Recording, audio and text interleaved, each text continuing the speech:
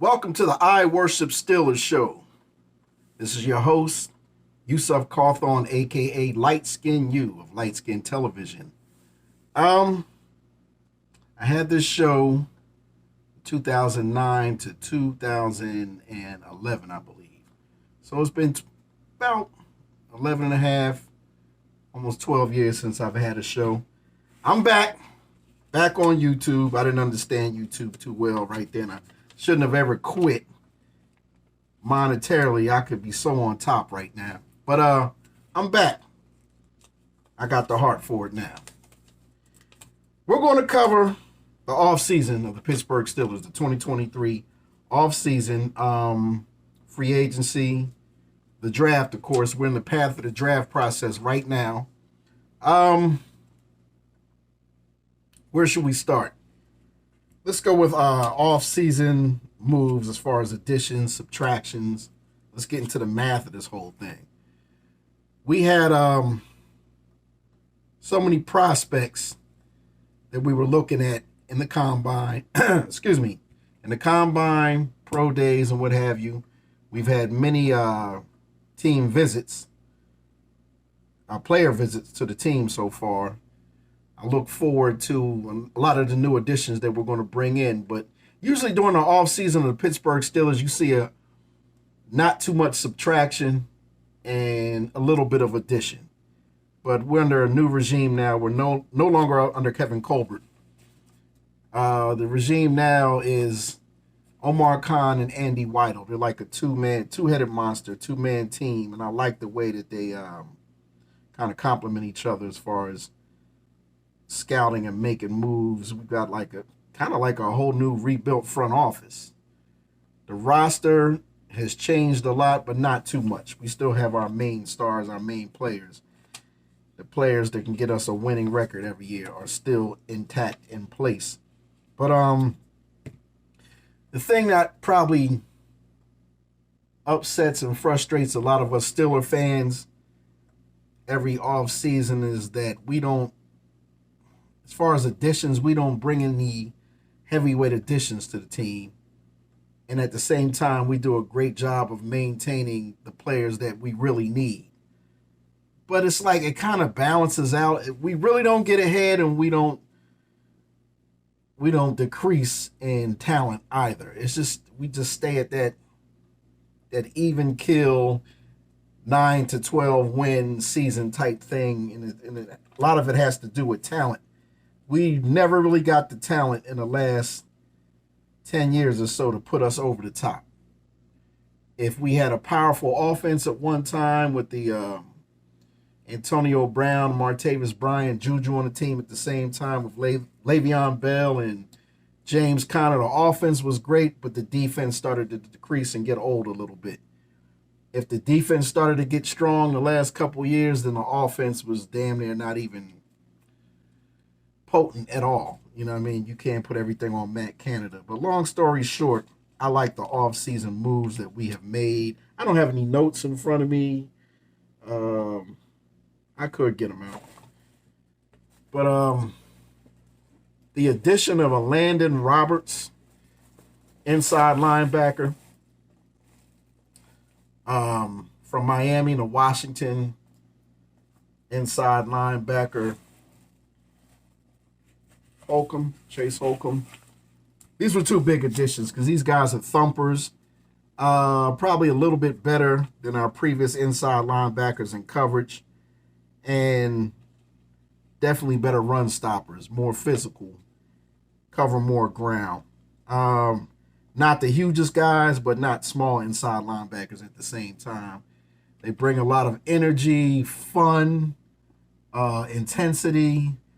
My thing with Miles Jack and Devin Bush, they were average at best for us last year. They weren't bad. They were a nice little duo, but they made zero splash plays, and they didn't bring much energy. They were boring. They didn't give you that oomph. Like, when Jack Lambert was around, you felt it. You know what I mean? When James Ferrier, guys like that, like they were vocal. They got you motivated. They got the fans into it.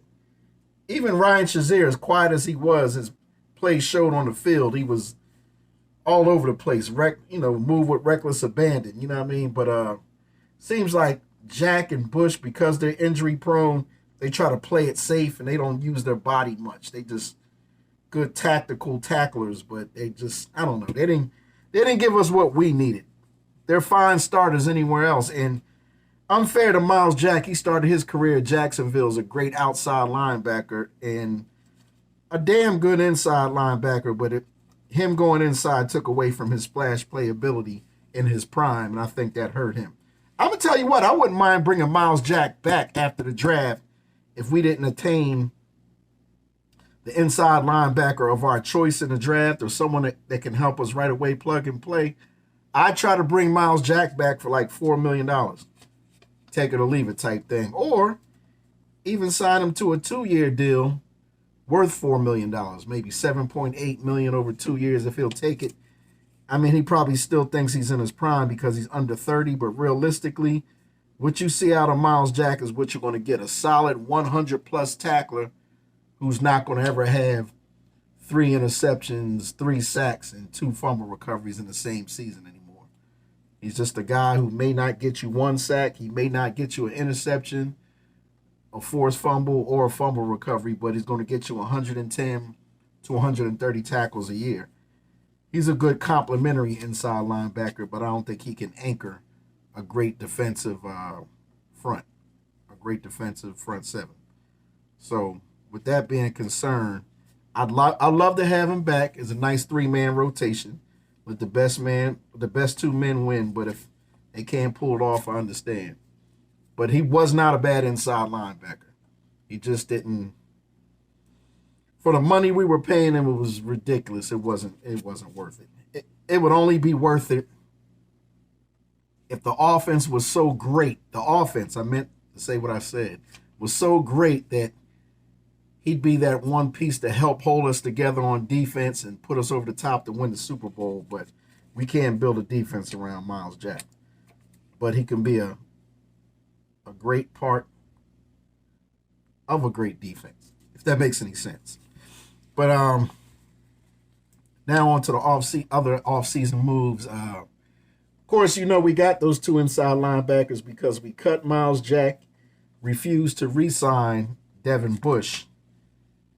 With that being said, you lost, and we didn't want Robert Spillane back. He found another job, which is fine. Spillane and Bush are working elsewhere. We got Holcomb and Roberts, I think, are 2 upgrades. Neither one of them are Pro Bowl material, but both of them are solid starters that will fit well on our defense, I believe. And we have we have a very good defense that has the potential and the ability to become great with the talent that we have on the team now, but we still have more to add, hopefully, through the draft. With that being said, we also lost Cam Sutton to free agency, which is fine because it took Cam Sutton 6 years to become a damn good corner. Still not Pro Bowl material, probably will never be, but is a very damn good starting corner, especially on the right side, who can also play nickel, slot on the inside. But for a third rounder and a third rounder that came in the same draft as James Conner, who was the compensatory third rounder. So he came before James Conner. I just expected more. I thought he'd be a starter by year 2 at the least. He was the second best punt returner his sophomore year in the entire NCAA. He was averaging like 17.8 yards a punt return, and we got nothing out of the punt game from him. We had other people struggling at that while he could have been doing it. He just didn't give me what I needed for the 6 years he was here. The final 2 years he did, but the first 4 years he was a glorified special team tackler and backup corner, and it just wasn't enough. So I don't know. Him moving on, I'm fine with it. I'm glad he got all the money he wanted. But he was a good fit here, don't get me wrong, but I'm fine with us upgrading. We got to upgrade at the position. We've been waiting to upgrade a corner for like 20-something years, man. About 25 years since the mid-90s when we actually had some good corners. We got to move forward with that. We brought back Pierre. 1 year, cheap deal. Of course, we had Witherspoon still under contract. We still have Levi Wallace under contract. Arthur Mollett, who I was never enthused about, under contract. He's the only slot corner we have, and he's just not really good at all. I don't like pretty much anything about Arthur Mollett. Decent special teamer. He's a decent sixth corner, but he should never be your third corner, not even your fourth. With that being said, we have now I can't forget. I'll be remiss to forget. Big signing for not a whole lot of money. Patrick Peterson, who's only 32 years old right now, but has 13 years, am I right? Is going into his 13th season. Great corner, future Hall of Famer, potentially, possibly. This is a guy I'm proud to have. We should have had a guy like this, two guys like this over the last 20 years at the same time. I don't know why we couldn't put it together, but we have Patrick Peterson right now. I can't complain. He had one of the greatest seasons of his career in his 12th year last year with Minnesota. 66 tackles. His year was better than any of Cam Sutton's years ever. And he had that in his 12th year. 66 tackles, I believe. It was 5 interceptions, a pick six, a touchdown, a forced fumble, a fumble recovery, I believe. He had like 6 takeaways and 66 tackles and played all 17 games without injury. It's the kind of man we need. I'm going to be honest, we're not going to find anyone in the first round of the draft at corner that's going to put up them type of numbers he put up last year. We're probably not going to find anyone in the first round of that draft that'll ever put up those type of numbers for us. Maybe come close, but that's not going to happen. Levi Wallace had 4 interceptions last year. We led the NFL in interceptions as a defense. Witherspoon had an interception last year and 3 the previous years coming off the bench in 2021. Witherspoon is still here. He played injured last year. He had one of the worst games against the Eagles ever seen a corner have in the history of the NFL, and we never saw him again after that. He had an injury after that, surgery and everything.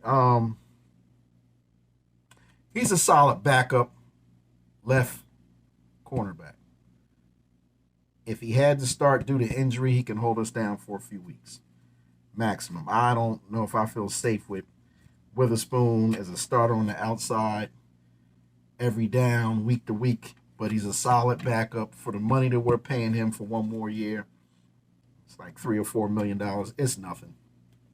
He's a quality backup with a lot of size and speed. I'll take him. What's Witherspoon? Almost 6'3", 6'2 and a half, over 200 pounds. You know what I mean? He's got speed. And he's got big playability. When he's on, he's on. When he's off, he's off. Same thing with Wallace, but Wallace makes big plays, and Wallace finishes games well. He makes some big stops at the end of close games. I like that about Wallace, and it's a shame we only have him for 1 more year this year. I wish we gave him a long-term contract. I like to keep Levi Wallace because he's relatively young with plenty of experience, and I like him on that side. Patrick Peterson. Been talk about moving him around to the slot, safety positions in certain situations, certain schematics, certain games might call for him to move around. I'm fine with that, but primarily he needs to be that right corner like primarily Cam Sutton was. He needs to just do exactly what Cam Sutton had to do last year, and he can do it at a higher level, and I think he's more savvy, way more savvy than Cam Sutton, especially in big games. If you watch Minnesota versus Buffalo, that shootout that they had last year that came down to the last play of the last game, the last play of the game in the end zone, that was Patrick Peterson that made 2 interceptions in the fourth quarter. One of them in the very last play of the game in the middle of the end zone to save Buffalo from scoring a touchdown and save the game for Minnesota. So he was a hero. That's one of the best games he ever had in his life was against Josh Allen last year. 2 big picks and a bunch of tackles. just off that game alone, we're probably never going to have a corner that can do that. You know what I mean? In a big game, imagine that. We have a corner, an outside corner, starting corner. When we line up against Baltimore or Cincinnati, this SOB has 2 interceptions in the fourth quarter. One of them on the last play of the game, deep in the end zone. This is the kind of pedigree and kind of talent we need at corner. I'm very satisfied with having Patrick Peterson here. He's not over the hill. We only signed him for 2 years. And he'll probably groom the next big corner that we bring in this draft or the following year's draft. You never know how this is going to work out. But I think Patrick Peterson is a great fit. Levi Wallace is a great fit on the other side. And quite honestly, you draft an outside corner high in the first or second round, is a great likelihood that he won't even start this year. He would have to beat out Wallace or Patrick Peterson with no previous NFL experience. It takes these guys a while to get acclimated to the NFL systems, defensive schemes or what have you. Just because you drafted them in the first or second round doesn't mean they're going to fit. Although there's some high-powered slot-type corners in the second and third round that I think will blow away these first-round corners that everyone expects to be future Hall of Famers in this draft. I believe the best talent pool of corners is coming in day 2 over day 1. You can say what you want. This is a deep corner draft, especially guys that make huge plays, man. I mean, I'm going to be honest with you. You know, we've scouted over 80 players. We've had almost 20 players come to visit Pittsburgh in these, these tour meetings that Mike Tomlin and Khan and White are given. But these scheduled meetings. But quite honestly, looking at the list of corners that we've been searching out and scouting and talking to, Christian Gonzalez, Joey Porter Jr., Deontay Banks from Maryland, Cam Smith, South Carolina, Keely Ringo, Georgia. Emmanuel Forbes is the one I like. Emmanuel Forbes had like 6. For Mississippi State, he had like 6 interceptions last year. 3 of them he returned for long touchdowns. 3 pick sixes in 1 year.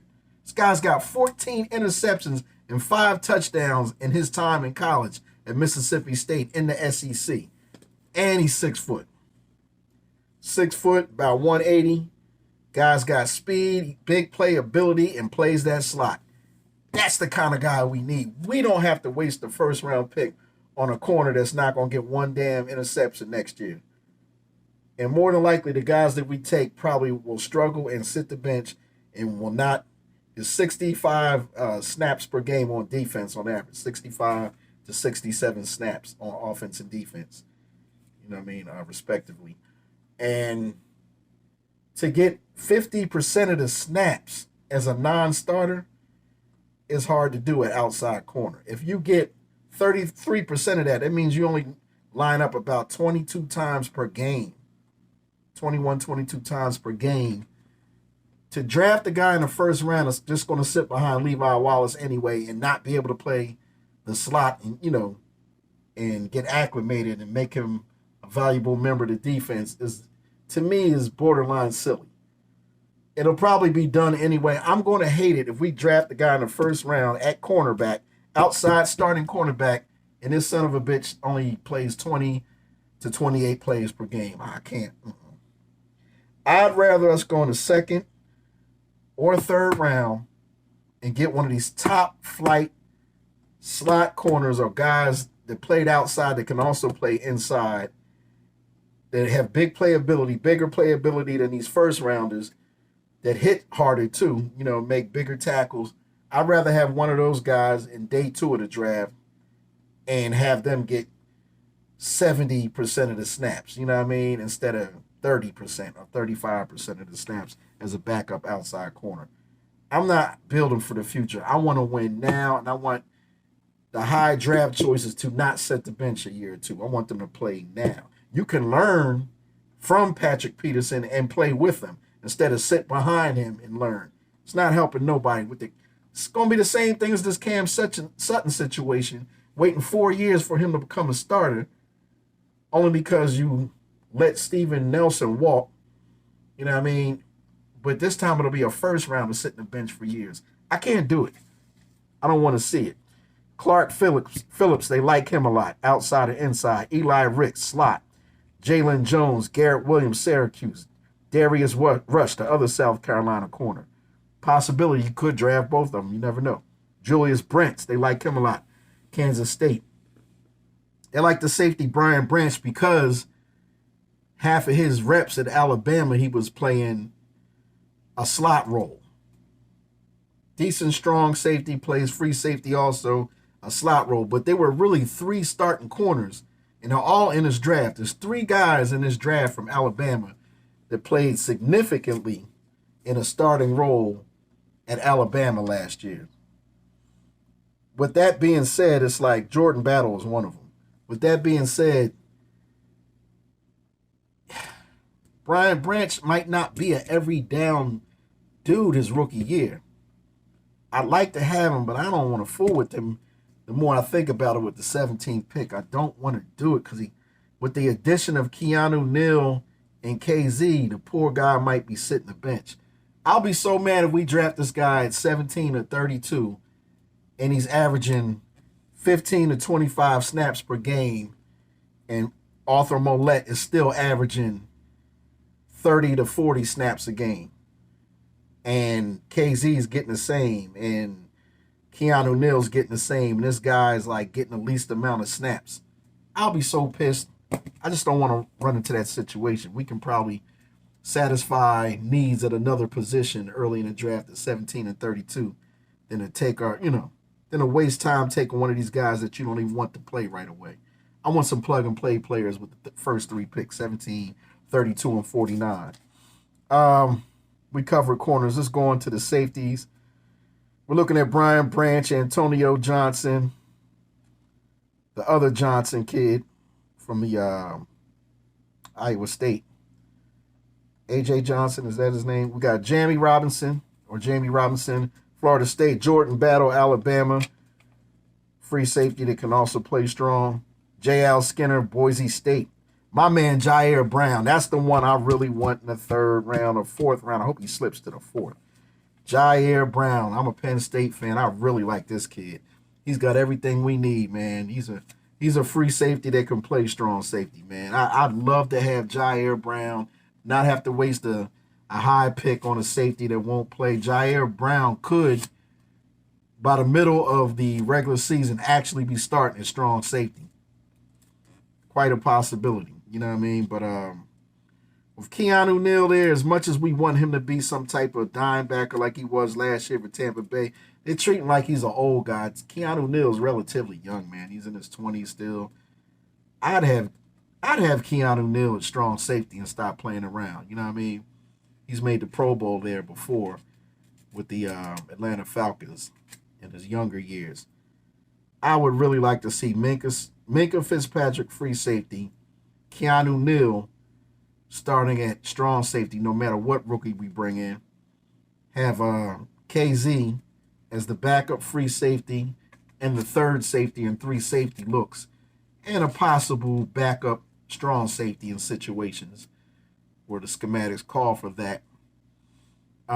Killer Brew is still there. He won't play much defense. Solid special teamer. And you got the waste of space, Trey Norwood, who I just don't even know why is still around. He really let me down. He had a decent rookie year, and he's just second year was just garbage.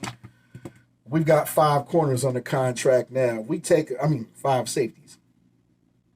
And we got Elijah Riley, who I like the way he played last year. He earned a roster spot. We have 6 safeties right now. That's why I don't see the need in really, at this point, drafting a safety really high. I don't see the need. I would like Jair Brown. Brandon Joseph is good too. Notre Dame falling to the 4th or 5th round. Trey Dean, a day 3 pick. Anywhere between the 4th and 7th round. Florida. Solid pick. You know what I mean? More of a free safety. We want to go to inside linebacker. We're still not stout at that position, even though we brought in 2 excellent free agents for not a whole lot of money. We still have Mark Robinson, who has the learner position, but he might be a star for all we know. He's going to have to get more playing time on defense, and he should definitely suit up all 17 games instead of the last 4. That was a ridiculous mistake. The man should have been out there. Bringing in an inside linebacker, if you get one in the first 3 rounds, he's got to be the now or the future or the near future. Otherwise, I would draft late. Don't be surprised if we pick up in the 7th round Shaka Hayward, another Hayward family member. He's the first cousin of Connor and Cam Hayward. He's had like almost 150 tackles for Duke, University of Duke last year. A 4-year player. He didn't leave early. He played 4 years, started 3. Excuse me. A little cold or something? Yeah, but Shaka Hayward would be a nice little pickup. ACC starter and a captain.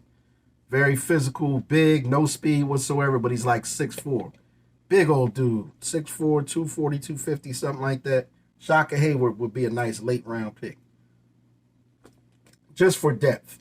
You want a future NFL great middle linebacker, draft him next year or something.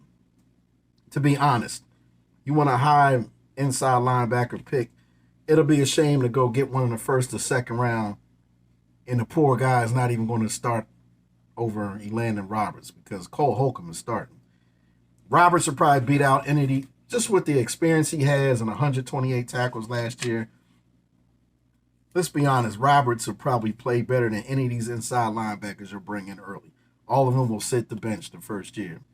And if I'm not mistaken, Roberts and Holcomb both got 3-year deals, so they're not going nowhere. 2 or 3 year deals. They ain't going nowhere.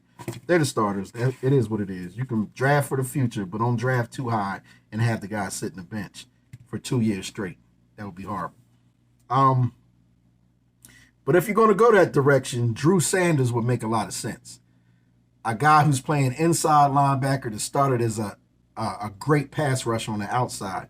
He can play all 4 linebacker positions. He would be the nice Drew. If you took Drew Sanders with the 32nd pick, let's say, he would be a great 3rd inside linebacker off the bench, 3rd outside linebacker off the bench.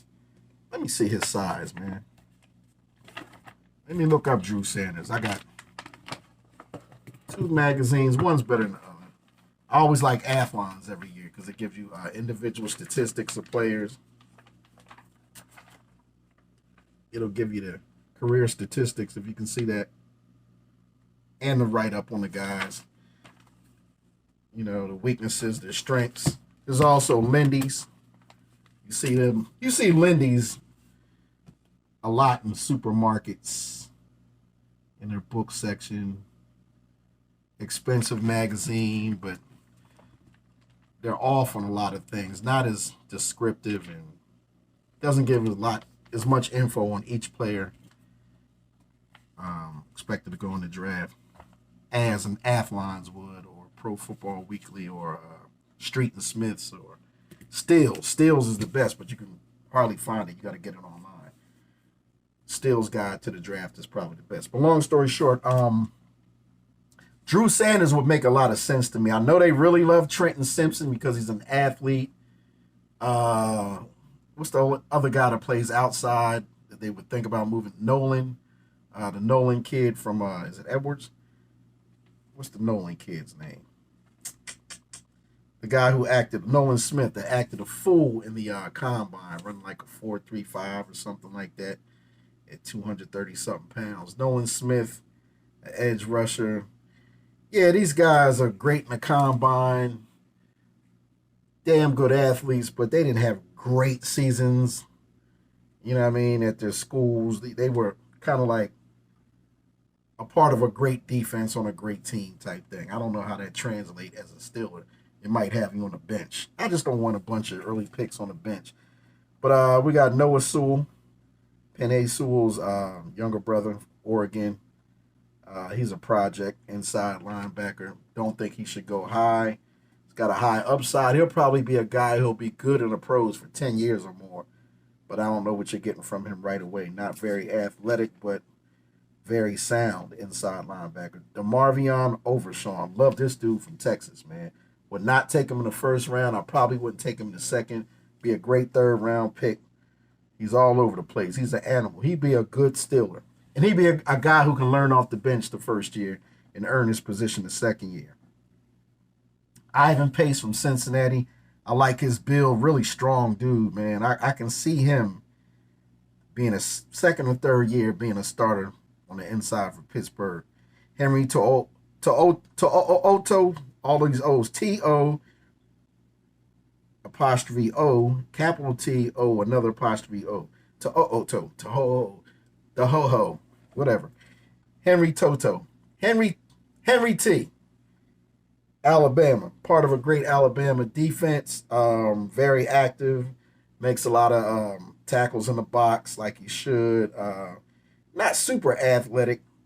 I don't know if he'd start right away either. I don't know if any of these inside linebackers would have what it take to start right away, but the ones we were looking at and scouting pretty strong were Trenton Simpson, Drew Sanders, Noah Sewell, DeMarvion Overshawn, Ivan Pace, Henry To'o, and Shaka Hayward, cousin of the Haywards. Moving on to edge rusher. We really like Lucas Van Ness, Nolan Smith, outside linebacker, I call it. Derek Hall, Felix Uzoma, Kansas State. The importance of an edge rusher right now in the draft.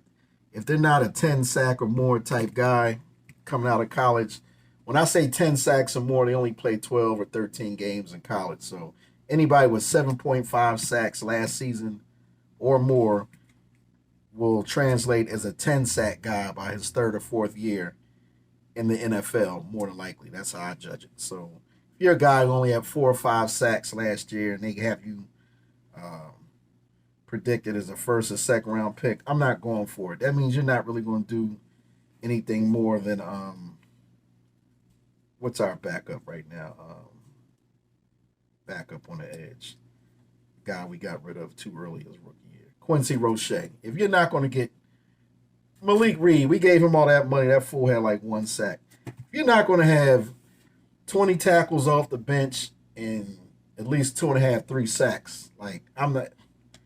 As a rookie, I'm not bringing you in here in the first 2 or 3 rounds. We can get a decent pass rusher in the 7th round from a small school or something. One of them guys that had like 14 sacks last year and 75 tackles, you know what I mean, and comes from nobody state. That guy can probably get 3 sacks his rookie year and 15 tackles, 3 tackles for losses. Those are the guys you should look at, you know what I mean?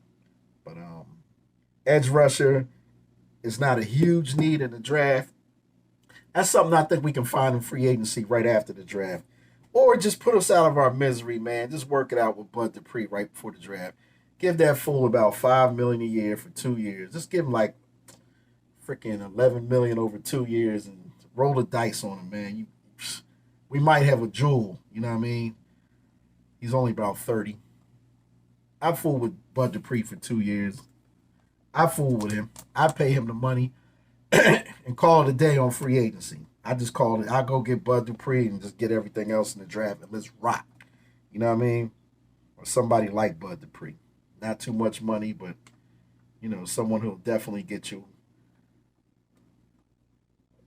4 or 5 sacks off the bench and give a breather to Highsmith and T.J. Watt. I don't see much of these guys in the draft that we're really looking at, and if you get Lucas Van Ness, it's probably going to be in the first round, and he'll probably be great for the future. But if you get Lucas Van Ness, you're telling Alex Highsmith, I don't plan to re-sign you. The way I look at it, Highsmith and Watt, you don't never break them guys up. They don't leave here till they 35 years old. You got to ride them out. They got to be here. That's going to be the 1-2 punch. That's going to be a Hall of Fame 1-2 punch. If you don't break them up. Give them whatever they want. Never break those two up. Those two guys have the ability, if they're both healthy for 17 games, to give you 30 to 40 combined sacks per year. And I mean that. We saw both of them are capable of getting to the quarterback 15 times each per year. That's a 30-sack couple right there. Don't part with them. Not only that, but Highsmith's giving you an easy 70 tackles every year, and TJ Watt will even give you 45 to 55. You're also, by default, getting about 120 tackles off the edge from these guys. Plenty of tackle for losses. You know what I mean? Double-digit tackle for losses. Don't break them up. But anyway, Lucas Van Ness, you grab him, I think it's a mistake. I think he'll be a good player in the NFL, but not great. He's not even a 10-sack guy at Iowa. But more of a 4-3 defensive end, if you ask me, on another team. He'll be good somewhere else, but he can help here, but there's more pressing needs at other positions.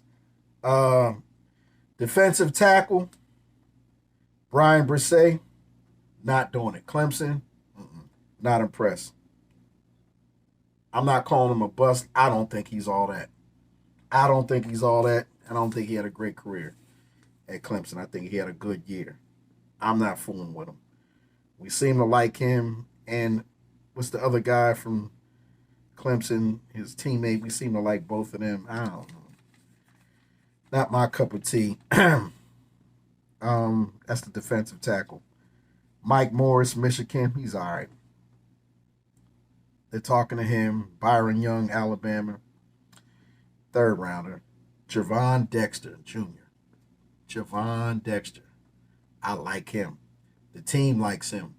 They've talked to him about 3 times already. He might be the guy. He could go in the second round. He could be that 49th pick, but I would just hope he's the 80th. He could be that guy at defensive tackle. 6'6", 310, athletic, can move around, good run stopper, and can get to the quarterback. He might be that guy. When you think nose tackle, Pittsburgh Steelers, you just stop thinking about Casey Hampton. Think about more of a Hargrave, 6'2", 297 type guy, or a 6'6", 310 guy, kind of more slender. He don't have to be like a Casey Hampton. Dude don't have to be 6 foot, 360, or 6'5", 370. That necessarily doesn't mean anything good. I mean, look at Alawala. He could barely move around his last couple of years, man. Injury prone, beat up, getting thrown around. As big as he was, he's just a waste of space. Who was the other guy? I liked him a lot, but he couldn't play for shit. Me and my homeboy were just talking about him from Tennessee. You know what I'm talking about. Dan McCullers, almost 6'8", 360 pounds, and couldn't play a lick of football, just in the way. Just because you're big and huge doesn't mean you're going to fit the Steelers scheme. I'm going to tell you the truth. You paid Larry Ogunjobi all that damn money to stay here for 3 more years. That fool need to be playing nose tackle instead of moving around. I mean, you got to move him around from defensive end to defensive tackle to nose. He should be your full-time nose instead of going out trying to. And Fehoko, the other guy we brought in, who's a fun person, hilarious dude, and strictly a run stopper, he can be his backup. Montravius Adams, since you still have him under contract, can just be an emergency backup and, get some valuable snaps here and there. No more than 10 to 15 snaps per game when you need them. But that can be your 3 nose tackles, man. Just let DeMarvin Leal play left defensive end because he is going to be talented. A lot of people that really don't follow college football strong, like myself, you don't know nothing about Leal. 2-time All-American, plays defensive tackle, nose, or defensive end. Anything you need him to play, let him move around. But since Chris Wormley sucked last year, we didn't bring him back, and I still wouldn't bring him back in free agency after the draft. Move on. Let DeMarvin Leal get all them snaps. You know what I mean? Let him get 40 snaps a game. He looked good in the beginning of the year before his injury. When he came back for his injury, he looked even better at the end of the year, especially the last 2 games that we had to win. Let Leal play out there. Leal's going to be a 40, 50 tackle guy. He's going to be the same thing as Stephon Tuitt or better. You know what I mean? And when Tuitt was in his prime, he's going to be a 40 to 50 tackle guy, anywhere from 6 to 10 sacks when he gets in his prime. You know what I mean? Before his rookie contract's over. He might surprise you next year. If you let him start every game, I wouldn't be surprised if he had 35 tackles and about 5.5, 6 sacks. Let him play. Let that be your line. Um, Left defensive end starter, the Marvin Leal, the real deal Lil is what I call him. Let your nose tackle just be Ogunjobi. Come on, just let it go. He's big enough. He's stout enough. He's got enough experience. Let's face it, man. When all them other nose tackles suck, Alawalu and when all them guys suck last year, Montravius Adams, he ended up being a nose tackle anyway, didn't he? Who was the nose tackle last year? When we implemented a nose tackle 1/3 of the time, we really don't use it much anymore. It ended up being Ogunjobi any damn way. So go ahead and let Ogunjobi be the nose tackle. And of course, your defensive tackle playing that 3 technique, let that be, of course, the great one. The future Hall of Famer, possibly, Cameron Hayward. Cam Hayward on the right. Ogunjobi over the center, in between the gaps at either guard, center guard. And playing right on top of the tackle. Let DeMarvin Leal play right on top of the tackle, in between that left guard, that right guard, right tackle gap where the left defensive end is at, so that TJ Watt can be facing up against tight ends and running backs instead of the right tackle, right offensive tackle. It would make sense, especially with those 2 thumpers in the inside and inside linebacker. You don't have to be in the gaps that much anymore if you're a 3-down lineman. With that being said, defensive ends not really important this year in the draft. I doubt we'll draft one at all. Not even looking at that many. And the Steelers defensive ends, we don't grab them like how they're sized coming out the draft, 6'4", 275. We can't do nothing with it. If you're not 290 and at least 6'5", we're not fooling with you. We really want you around 300 pounds. We really want our defensive ends the same size as our defensive tackles and taller. You know what I mean? We want our defensive ends to be built kind of like the guys they're going up against at tackle. We want a Cam Hayward type guy, 6'5", 6'6", 300 to 310, because you're facing guys that are 6'5", 6'6", 310. You know what I mean? At outside, offensive tackle, left and right. So, yeah, we like them to be comparable to the guys they're facing. We don't want them to be lacking in 2 or 3 inches and 30 pounds. We want them the same size as the guys they're facing. So, coming out this draft, there's nobody we're going to draft at defensive end. That pretty much rounds out the defense as far as these draft prospects. Want to get into offense, let's talk about quarterback. We only have 2 on the roster.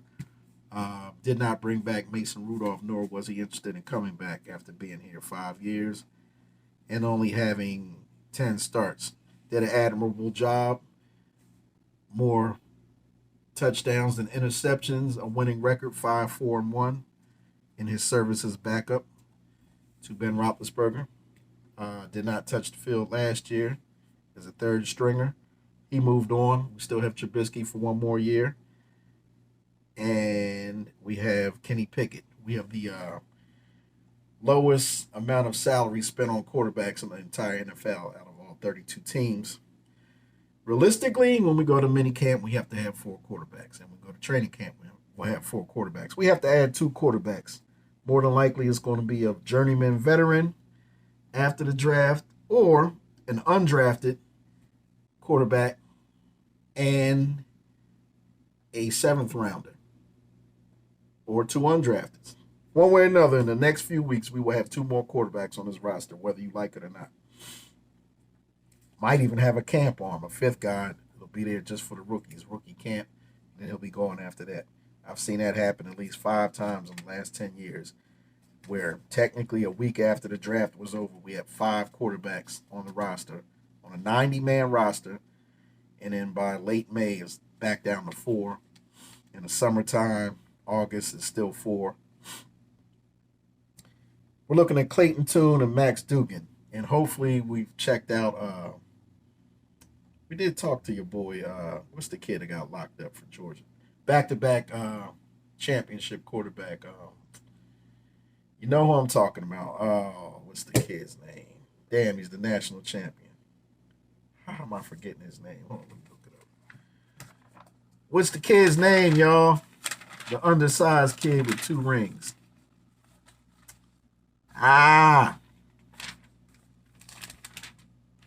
shocked that he's not slated to go in the first 4 rounds. He'll probably go undrafted the 7th round. Stetson Bennett the 4th. 5'11", 188. Very undersized for a quarterback, but hey, man, he had a lot of heart to walk on. I like the kid. There's a few of them quarterbacks I like in this draft that can go undrafted the 7th round, but Clayton Tune might be that man. Max Duggan is a winner, TCU. Clayton Tune for Houston throws the tank down.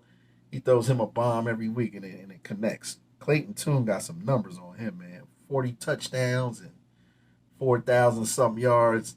He had the same damn year Kenny Pickett had the year before last at Pitt before he left.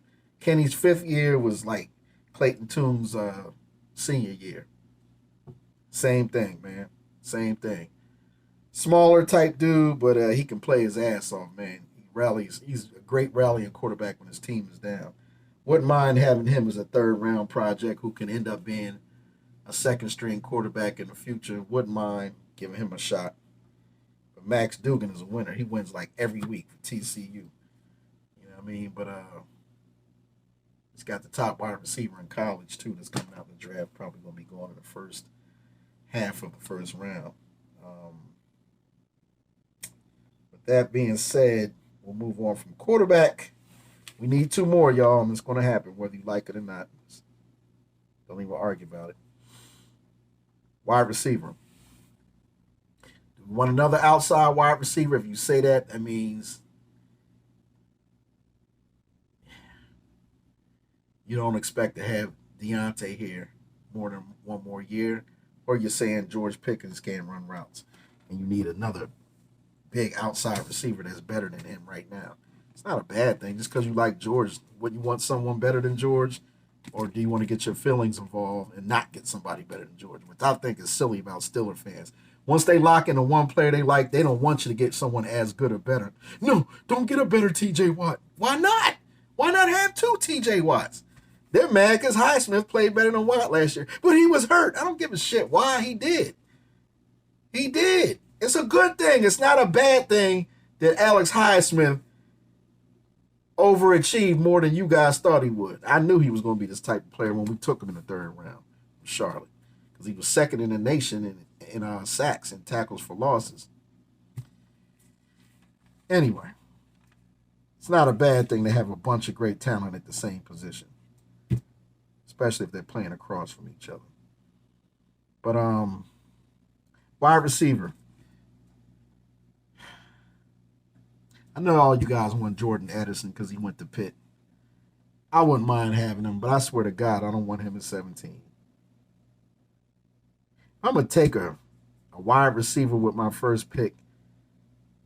I'm going to take Jackson Smith and Jigba if he falls. I wouldn't move up to get him, but if he falls there, I'd take him over Addison.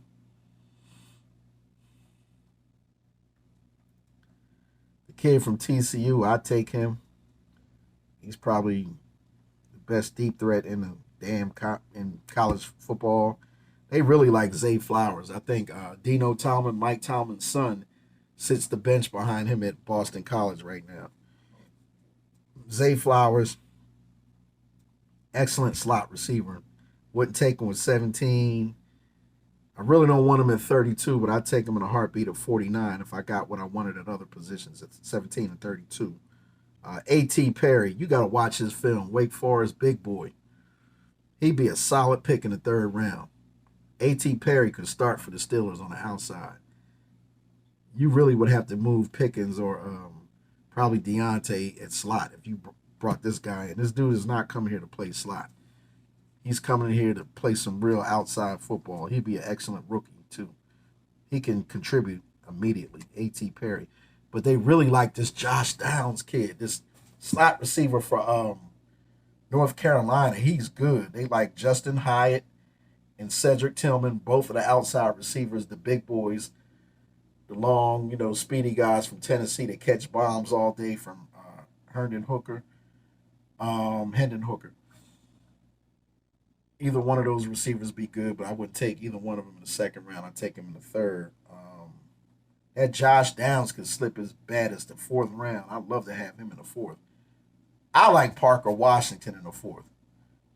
He's never going to be a great wide receiver, probably never be an outside starter, but he can be our slot for like 8 years. This guy will have 40 catches and 5 touchdowns every year, and all his catches are always first downs. He don't catch nothing underneath the first down marker. This guy makes all the big catches when the game's on the line for Penn State. Intermediate guy, 10 to 12 yards a catch. Parker Washington would be a great fourth round slot wide receiver. You know what I mean? You wouldn't have to waste none of your first 4 picks on a wide receiver. But I'd like to have Calvin Austin the third outside. I think he'll just destroy the whole league. But if you have to start him as a slot the first couple years till Deontay leaves, that's fine. Calvin Austin would probably be the best damn wide receiver on this team, man. I'm telling you, I thought it last year, man. Calvin Austin the third would be the most dangerous wide receiver on this goddamn team next year. If he can stay healthy, he's going to kill it.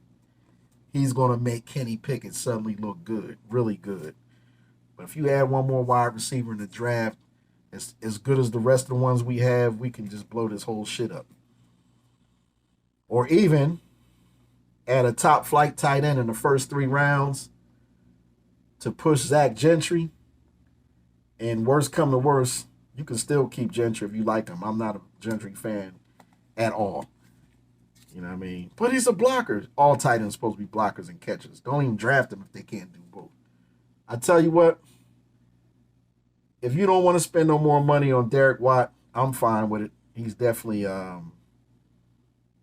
marginal at best at anything. Cam Hayward is the slash of the team. He can play anything you ask him to play. He can be your H-back. You can call him a tight end. You can call him a fullback. He'll play any of that shit. So we can just have Cam Hayward stay on the roster and dress up every week and play whatever we want and still be able to dress Gentry and start Freiermuth and bring in another tight end. There's been times we have 4 tight ends on the roster, no fullback. You remember those days with David Johnson and guys like that. You can bring in a top flight tight end and still keep everybody around on the roster that's on the roster now. We really like Michael Mayer from Notre Dame. Great tight end. Potential first rounder, but doesn't belong in the first round, a second rounder. Third or fourth round, your boy out of Iowa, Sam Laporta. I like that guy. The team seems to like him. I don't know much about this Blake Witherspoon from Wake Forest, but they've been looking at him. Potential 7th rounder. Brenton Strange, 7th round, Penn State. Get it done. Love the kid. Great blocker. Played behind Freiermuth. Took his job after he left. Took over his responsibilities. Brenton Strange will be a nice 7th rounder from Penn State. Zach Kuntz, Old Dominion. Lesser known school for football, but they said he's solid all the way around.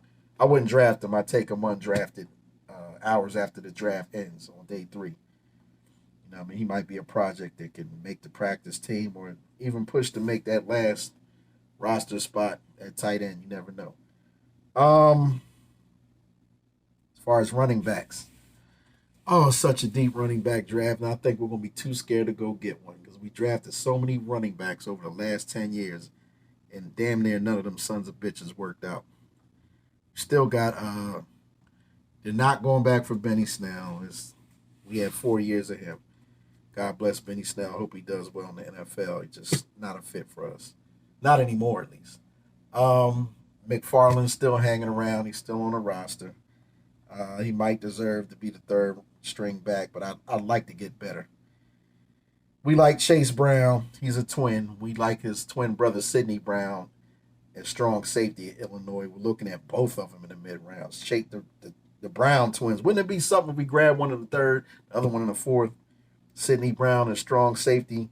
Chase Brown at running back. Chase Brown may be better than Jaylen Warren. I'll be honest with you. Got Chase Brown, Illinois, tough dude. Keaton Mitchell, Eastern Carolina. He's so goddamn dangerous. Kick returner, punt returner, 50-something catches out the backfield, breaks a 60, 70-yard touchdown every week for the last 2 years. This guy is ridiculous. Keaton Mitchell will be a nice, if you're going to reach for him in the 4th round, it'd be a nice addition. But I hope he slips all the way to 7th. Tank Bigsby from Auburn. He's no different than Benny Snell. I wouldn't touch him. He was good in college. I don't think he'll be shit in the NFL. Deuce Vaughn from Kansas State had a good Senior Bowl. Small guy, but, you know, he's got good numbers. I wouldn't draft him for the Steelers. I don't think he's no better than Jalen Warren. Chris Rodriguez, a lot of teams like him. We seem to like him. I wouldn't draft him either. If he fell undrafted, which he's not, I would take him then. Roshan Johnson was not the starting running back at Texas. He was the guy who gave Bijan Robinson a breather. And he's a big, tall guy, kind of built like Le'Veon Bell. He might not even get drafted. I'd take his ass undrafted in a heartbeat. Kendre Miller, TCU. You saw what he did for TCU last year. He's a hell of 5 back. Wouldn't draft him, though. But if he falls to the 7th, I'd take him. Cam Peoples, Appalachian State, a steal as an undrafted. Travis Dye, USC, overrated. I wouldn't draft him. He'll be a decent backup somewhere else. We got too many of them type of backs already. I wouldn't take him. He's another Anthony McFarland for us. Offensive lineman. Got to cover that. Only person I move up for in this draft will be Paris Johnson Jr. Probably won't fall to 17. If he's still there at the 12th, I'd make that move. I'm not trading that 32nd pick for nothing. You can have whatever else you want, bro. I'm moving up.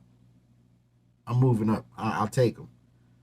I like Dan Moore, and I think Dan Moore deserves another chance this year to be the starter at left tackle with that nice inside interior line that we built through free agency in the last 2 off seasons.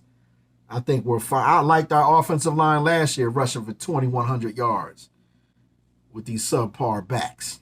We did a good job. We didn't protect Kenny too well from the left side, but as you can see, Kevin Dotson's days are numbered. He's lucky just to be on the roster, and I like him. I like Dotson on the roster. I was just ready to upgrade with Isaac Seumalo on the left guard side. You know what I mean? We got great backup guards now, a couple backup centers. Kendrick Green, you're finished unless you come into camp and blow people's mind at center. You'll never play guard a day in your life for Pittsburgh. You just better fight to try to be the second center. We already got a futures pick that's a pure center that's on the roster. You probably won't even beat him out. Peter Skoronski, I'm not taking him with the 17th pick. He'll be fine somewhere else. He probably won't. He probably ain't no better than Dan Johnson his first year. Broderick Jones, I don't want to touch. Something tells me draft this son of a bitch. I don't want Broderick Jones. I don't want nobody smaller than Dan Moore playing in Dan Moore's position. If you're not as big or stronger or bigger than Dan Moore, don't come in here. I don't care how you played at Georgia. Everyone looks good while they're with the national champion. I don't want him. Nothing against him. I'll take him if he fell to the 2nd round. Don't want him. I don't want him. And I don't want Broderick Jones. If I got him, I ain't going to cry about it. Something tells me he's going to be on the bench sitting behind Dan Moore, and I'm going to be pissed. Paris Johnson's the only guy taking the 1st round. He's not going to fall to us. I don't want a left tackle in the 1st round. I ain't going to lie to you. Not none of these. Not this year. Blake Freeland, I'd love to take him in the 3rd. Give him a shot at left tackle. Andrew Voorhees plays tackle or guard. Take him in the 3rd. Joe Tittman at center. We like Schmitz from Minnesota as a center. I wouldn't take him, though, because he would have to start over Mason Cole, and Mason Cole's got a good rapport with Kenny Pickett. I don't want to break that up right now. Plus, he's on a contract. You're not moving Mason Cole nowhere. He's not going to guard unless you get top flight center in the 3rd round. That would be Joe Tittman from Wisconsin. That's the only time I think I had to move. Now with Seumalo, where would you move Cole? It don't make sense. We got a million guards. I guess this is not the year to draft a center unless you get one late as a developmental guy. Joe Tittman, I would draft as a center in the 3rd round. That would not be a bad move. Worst come to worst, would you make Seumalo as great of a... NFL offensive lineman he is, go from left guard to left tackle and unseat Dan Moore? Or would you move Dan Moore to right tackle and cut Chooks? If you cut Chooks, you don't hardly get no money back at this point. Plus, I don't want to cut Chooks. I don't want to get rid of no one we have on the offensive line. Don't move nobody. You're going to bring somebody in. It ain't going to be a guard. It's probably not going to be a center in the first 3 or 4 rounds. It's Paris Johnson at left tackle. Otherwise, this is a weird year for tackles. It looks like all the guys that would fit us would be great right tackles. They can plug and play right now, but we have that position full with Chooks under contract. We would have to ask them to move to left tackle to be able to start this year. I feel like anybody we draft in any round at offensive line is going to sit the damn bench, and I'll be pissed again. But we are high on this guy that my dad wants really bad.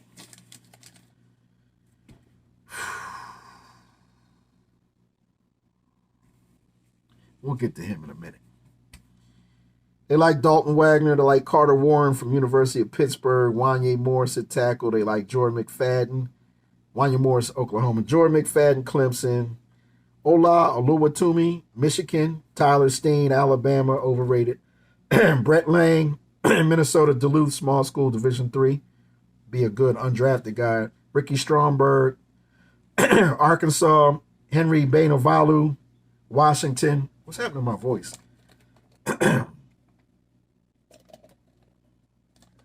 TJ Bass, Oregon. Ryan Hayes, they like a lot from Michigan. Anton Harrison, Oklahoma. Wouldn't mind him, second round, 47 pick. Left tackle, pure left tackle. He's not bad. He's not bad. Not much of a run blocker, great pass blocker. Jake Andrews from small little Troy. Nick Broker, Ole Miss. John Ojukwu, Boise State. DeJuan Jones. I think that's going to be our pick at 32. DeJuan Jones, pure right tackle. Can also probably move in the right guard in the future. But if DeJuan Jones comes here, he'll take Chooks' job. But they're not moving Chooks. He would have to probably battle both Chooks on the right side in camp and Dan Moore on the left side. He never played any left tackle because you had Paris Johnson Jr. on the other side of him, the greatest left tackle in the whole country. But I think in this situation, we ain't never had a great left tackle anyway. Not a great one.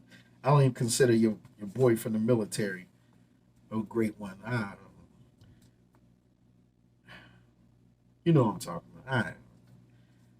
He's all right. He was good. He wasn't never great. He had one really good year. But DeJuan Jones would probably beat out Dan Moore left tackle his rookie year. But they would have to fight it out in training camp in August. I bring DeJuan Jones in here, and I think they will at 32. I think that's who they're really looking at with the first pick of the second day. He's not going in the first round. Nobody's taking him because he's not athletic. He's too goddamn tall and big. But he's a beast, and we like them kind of guys. He's a road grader. Run blocker. He would be a good pass blocker on the right side. I don't know. He'd probably be too damn slow from the left side, but he'd be much more powerful than Dan Moore. Man, I think he'd beat out Moore or Chooks at either side. That's a great pick for the now or the future. DeJuan Jones, Ohio State, 32nd overall, 6'8", 6'9" almost. 360 something. Big old dude. That rounds that out. We're going to need a battle at third string running back. Could possibly use another tight end. If not, we got the same three we had from last year, which is fine. We need another wide receiver badly. Badly. Got Anthony Miller as the fourth receiver. Got Gunnar Olszewski, fifth receiver. We need a sixth receiver. And don't bring back my boy from last year either. Don't bring his tall ass back. I'm cool on that. Bring in a great slot receiver out of college in any round.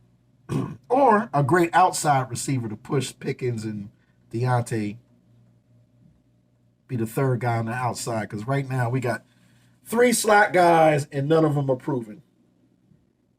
I just don't know what happened to Anthony Miller after he left Chicago Bears. He was excellent his first 2 years as a slot receiver for Mitch Trubisky with the Bears.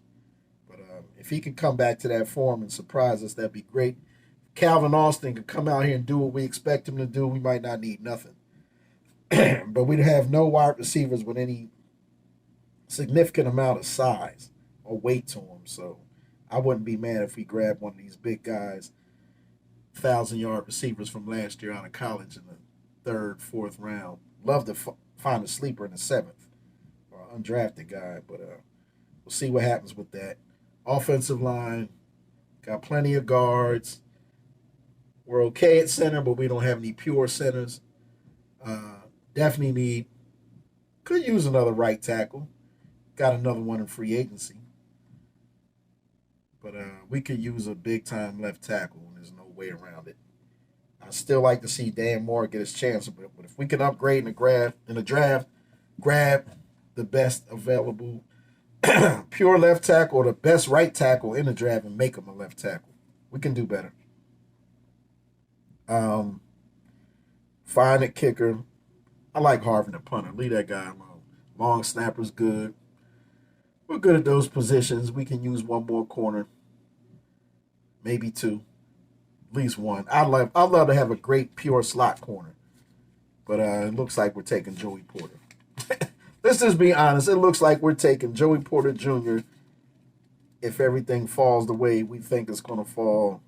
I think we really want Paris Johnson Jr. more than anyone, but we'll take Joey Porter Jr. as the safe pick and be happy at 17. He's not a splash player at all. He'd make a good outside corner for the Steelers, possibly a great strong safety in the future, 4 or 5 years down the line. But to me, you don't have to force feed the outside corner position to a first-round pick this year. You can go get it next year, 1st or 2nd round. Get me a devastating slot corner that's going to make a lot of big plays like a Clark Phillips. Keely Ringo would be strong. He play inside or out, but I really like Emmanuel Forbes. Perfect. 6 foot, 181. 6 interceptions last year with 3 touchdowns and almost 200 yards of return, interception, and fumble recovery return yards. Dude takes it to the house. You know what I mean? Just great instinctual player. Eli Ricks, I'd like to have him. Ringo, Forbes, Phillips, Ricks, 2nd or 3rd round, I'm fine. You know what I mean? Julius Brent's 3rd or 4th round, I'm fine. I really don't even want I don't want a corner in the 1st round, to tell you the truth, but I'll be satisfied with Joey Porter Jr., but I'm not jumping up and down. I just like him and his family, and long term it'd probably be a great choice. 1st year, you ain't gonna see much out of Joey Porter. He'll be learning from Patrick Peterson. You know what I mean? It'll be the no frills, unexciting pick, but it'll be a safe pick long term, if that makes any sense. I think I'm gonna end it there. I talked to you for over an hour, well over an hour. Had to catch up, but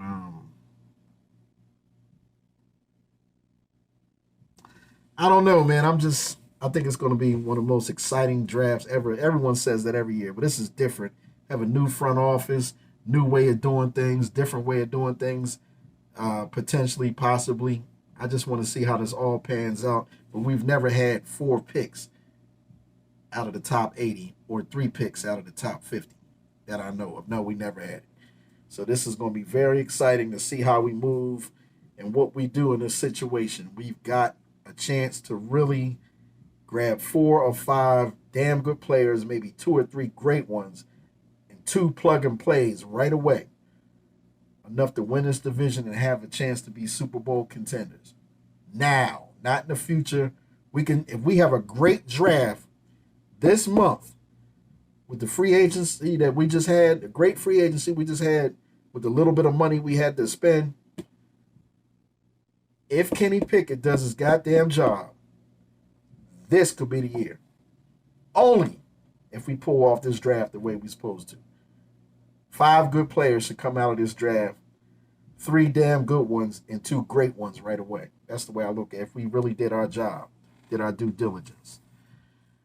It's your man Yusuf Cawthorn, aka Light Skin U of Light Skin Television. This is the I Worship Steelers show.